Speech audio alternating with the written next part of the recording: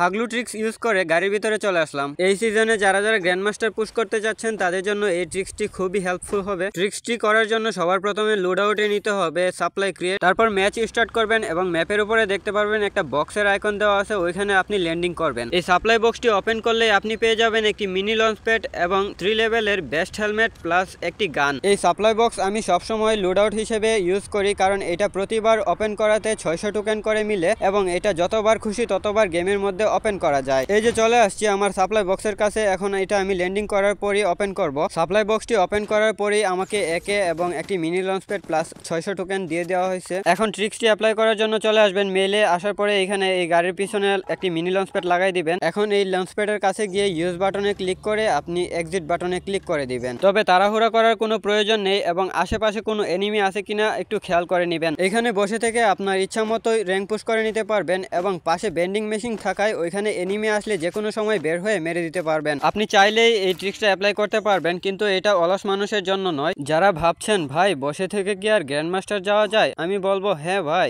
যাওয়া যায়। তো গাইস দেরি করছো কেন, এখনই যাও বিআর র্যাঙ্কে এবং ট্রিক্সটা অ্যাপ্লাই করো। আর ভিডিওটা ভালো লাগলে লাইক কমেন্ট শেয়ার করে নিজের প্রোফাইলে রেখে দাও। আর গাইস অনেকেই জানেন আমার এই পেজের মধ্যে পলিসি ইস্যু আছে, যার কারণে হচ্ছে আমার মনিটাইজেশন বন্ধ হয়ে গেছে। তো এই কারণে হচ্ছে আমি অনেকদিন ধরে ভিডিও আপলোড দেই নাই, তাই আমার পেজের রিচ অনেক ডাউন চলতেছে এবং আমার ভিডিও আপলোড না দেওয়াতে আমার পেজের ফলোয়ার্স অনেক কমে গেছে। তো সবাই একটু ফলো টলো দিয়ে পাশে থাকার চেষ্টা করবেন আর হচ্ছে ভিডিওটারে শেয়ার দিয়ে সবার কাছে পাঠিয়ে দিবেন, ঠিক আছে? আশা করি আপনারা আমার এইটুকু উপকার করবেন।